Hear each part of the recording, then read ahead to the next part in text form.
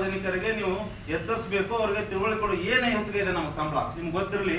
ಇವತ್ತು 1 ಲಕ್ಷ ತಗೊಳ್ಳುವಂತ ಸಂಬಳ ಅವ್ನು ರಿಟೈರ್ಮೆಂಟ್ ಹಂತಕ್ಕೆ ಬಂದಿದ್ದಾನೆ ಲೈನ್ಮನ್.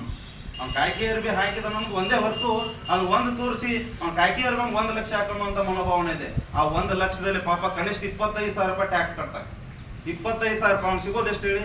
75,000. 35 ವರ್ಷ ಕೆಲಸ ಮಾಡಿ 75,000 ಸಂಬಳ, ಅದರಲ್ಲಿ professional tax, family benefit fund, ಅದು ಮತ್ತೊಂದು ಇನ್ನೊಂದು ಎಲ್ಲವನ್ನ ಕಡಿತಗೊಳಿಸಿ ಈ CM ಅವಾರ್ಡ್ ಫಂಡು, ಆ ಫಂಡ್ಗೆ ನಮ್ಮ ಸಂಬಳ ಸಾಕಷ್ಟು ಕಟ್ ಮಾಡ್ಕೊಳ್ತಾ ಇದ್ದಾರೆ. 35 ವರ್ಷ ಸರ್ವಿಸ್ ಮಾಡಿ ಇವತ್ತು ಅವ್ನಿಗೆ 75,000 ಸಂಬಳ ತಗೊಳ್ಳೋದು ಏನೂ ದೊಡ್ಡ ವಿಷಯನೇ ಅಲ್ಲ. ಯಾಕಂದ್ರೆ ಸರಿ ಸುಮಾರು ಪ್ರತಿ ವರ್ಷ 500 ಜನ ನಮ್ಮ ಲೈನ್ಮನ್ಗಳ ಜೀವನ ಕೊಡ್ತಾ ಇದ್ರು. 500 ಜನ.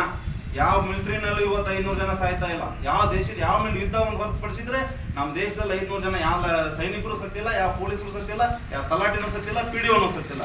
ಅಷ್ಟು ನಮ್ಮ ಲೈನ್ಮನ್ಗಳ ತ್ಯಾಗವನ್ನು ಮಾಡ್ತಾ ಜೀವ ತ್ಯಾಗ ಮಾಡ್ತಾ ಇದ್ದಾರೆ. ಇನ್ನು ಸರಾಸರಿ 750 ಜನ ಕೈ ಕಾಲು ಕಣ್ಣು ತಲೆ ಕಳ್ಕೊಂಡು ಬದುಕ್ತಾ ಇದ್ದಾರೆ.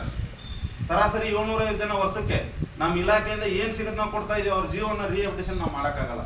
ಅಷ್ಟೊಂದು ರಿಸ್ಕ್ ಅಲ್ಲಿ ನಮ್ ಕೆಲಸ ಮಾಡ್ತಾ ಇದ್ದಾರೆ. ಅವ್ರಿಗೆ ಯಾಕೆ ಸಂಬಳ ಅಂತ ಕ್ವಶನ್ ಮಾಡೋ ಜನ ಇದ್ದಾರೆ. ಈಗ ಪ್ರೊಫೆಸರ್ ಹೋಗಿ 2 ಗಂಟೆ ಪಾಠ ಮಾಡಿ ಬರ್ತಾನೆ, ಒಂದೇ ವಿಷಯ. ಅವ್ನು ಸಾಯೋರ್ಗಳು ಹಿಸ್ಟ್ರಿ ಅಂದ್ರೆ ಹಿಸ್ಟ್ರಿ ಹೇಳ್ತಾನೆ. ಅವ್ನಿಗೆ 2 ಲಕ್ಷ ಸಂಬಳ.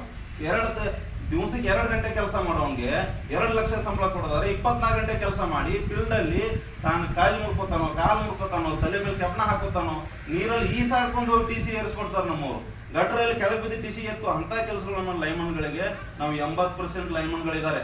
ಆದ್ರೆ ಸಂಬಳ ತಗೊಳ್ತಾ ಇರೋದು ಅದರಲ್ಲಿ 10ರಿಂದ 15% ಅಷ್ಟೇ 50,000 ಮೇಲ್ಪಟ್ಟಿದ್ದಾರೆ.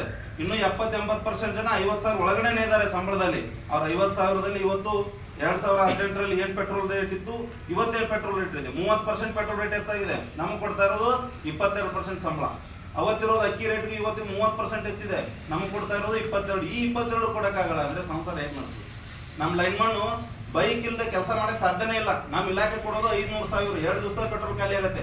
ಇನ್ನು 30 ದಿವಸ ತನ್ನ ಗಾಡಿ ಮೇಲೆ disconnection, survey, consumer complaint, section ಆಫೀಸ್ಗೆ ಹೋಗು, ಸಬ್ ಡಿವಿಷನ್ಗೆ ಹೋಗು, ಹತ್ರ ಹೋಗು, ಇದೆಲ್ಲ ತಿರುಗಾಡೆ ಕನಿಷ್ಠ ಅವ್ನಿಗೆ ಇಲ್ಲ 1 ತಿಂಗಳು 5ರಿಂದ 6 ಸಾವಿರ ರೂಪಾಯಿ ಪೆಟ್ರೋಲ್ಗೆ ಅವ್ನು ಲೈನ್ಮನ್ ಖರ್ಚು ಹೋಗುತ್ತೆ. ನಾವು ಸಮಗ್ರವಾಗಿ ಇದನ್ನು ಯೋಚನೆ ಮಾಡಿದಾಗ ನಮ್ಗೆ ಸಾಕಷ್ಟು ಅನ್ಯಾಯಗಳಾಗ್ತಾ ಇದ್ದೇವೆ. ನಾವು ಎಲ್ಲಿ ಸೋತ್ವಿ, ಎಲ್ಲಿ ಫೇಲ್ ಆದ್ವಿ ಅಂದ್ರೆ ನಮ್ಮ ಸಂಘದ ಅಧ್ಯಕ್ಷರು ಮುನ್ನಡೆಸ್ತಾ ಇರೋ ನಾಯಕರು ಸಂಘವನ್ನ ನಡೆಸುವಲ್ಲಿ ವಿಫಲರಾಗ್ತಾ ಇದ್ದಾರೆ. ನಮ್ಮನ್ನ ಕೋವಿಡ್ ವಾರಿಯರ್ಸ್ ಅಂತ ಗುರುತಿಸಲಿಲ್ಲ ಸರಿಯಾಗಿ ಸರ್ಕಾರದವರು. ಅವತ್ತೇ ನಾವು ಎದುರ್ಕೋಬೇಕಾಗಿತ್ತು.